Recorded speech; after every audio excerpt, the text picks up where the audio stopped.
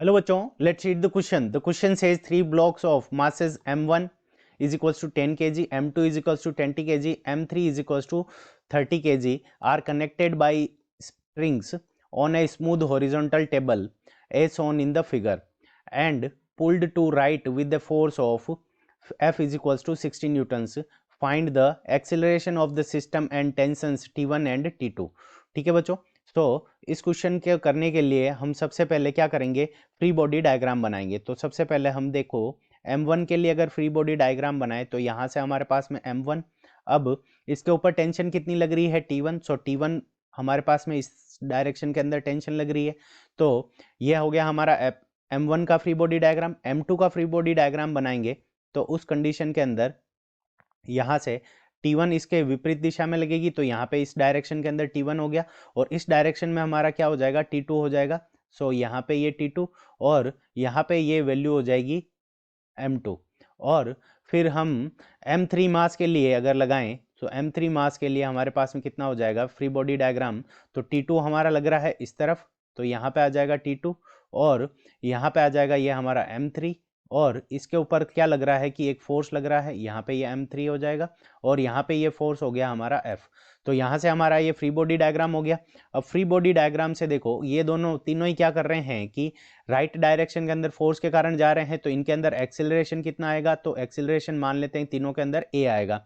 सो इस क्वेश्चन को करने के लिए हमारा जो की कंसेप्ट हो जाएगा, सो की कंसेप्ट. अब की कंसेप्ट के अंदर जो हमारा फॉर्मूला लगेगा वो क्या लग जाएगा कि Newton second law of motion से हम क्या लिख सकते हैं कि जो नेट फोर्स होगा F net is equals to वो किसके इक्वल होगा. So F net is equals to m multiplied by a के इक्वल हो जाएगा. So m multiplied by a के इक्वल हो जाएगा.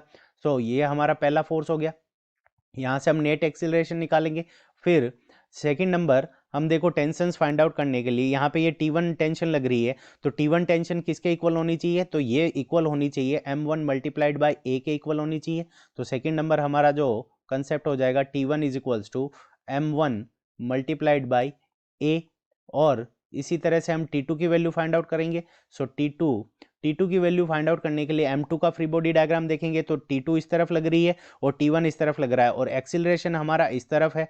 सो यहाँ से हम क्या लिख सकते हैं, T2 माइनस T1 यानी नेट फोर्स क्या हो जाएगा, T2 minus T1 is equals to M2 multiplied by a के इक्वल हो जाएगा. सो सबसे पहले हमें एक्सेलरेशन ए की वैल्यू फाइंड आउट करनी पड़ेगी. So acceleration A is equals to acceleration A is equals to system के ऊपर जो फोर्स लग रहा है वो कितना लग रहा है 60 Newton's. So 60 divided by total mass of system कितना हो जाएगा 10 प्लस 20 प्लस 30. सो यहाँ पे टोटल मास ऑफ सिस्टम हो जाएगा हमारे पास में 60 kg. सो 60 डिवाइडेड बाय 60 करेंगे तो यहाँ से हमारे पास में एक्सेलरेशन की वैल्यू आ जाएगी, वो क्या आ जाएगी 1 मीटर पर सेकेंड स्क्वायर.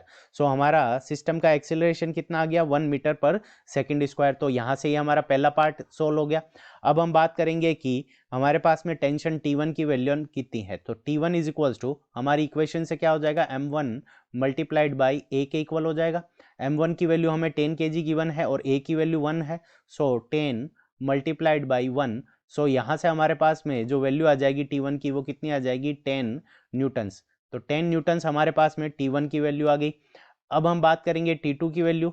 सो T2 minus T1, T2 minus T1. T2 लग रहा है हमारा राइट साइड में और ये हमारा लग रहा है लेफ्ट साइड में, तो T2 माइनस T1 और यहाँ पे हमारा सिस्टम राइट साइड में जा रहा है तो T2 minus T1 is equals to M2 multiplied by A. T2 की वैल्यू हम कैलकुलेट करेंगे, T1 की वैल्यू हमने कैलकुलेट कर रखी है, तो T2 इज इक्वल्स टू क्या हो जाएगा T1 प्लस M2 की वैल्यू हमारे को कितनी गिवन है 20 मल्टीप्लाइड बाई एक्सेलरेशन की वैल्यू हमें कितनी गिवन है 1 और T1 की वैल्यू हमने 10 न्यूटन्स कैलकुलेट करके रखी है तो वो इसके अंदर पुट कर देंगे तो 10 प्लस 20. सो यहाँ से हमारे पास में जो वैल्यू आ जाएगी T2 की वो कितनी आ जाएगी, T2 की वैल्यू हमारे पास में आ जाएगी 30 न्यूटन्स. तो इस तरह से हमने तीनों पार्ट को सोल्व कर लिया. यानी हमारे पास में जो नेट एक्सेलरेशन आया वो 1 मीटर पर second square, tension T1 is equals to 10 newton and tension T2 is equals to 30 newtons. So this is our correct answer. I hope you understood it well. Best of luck. Thank you.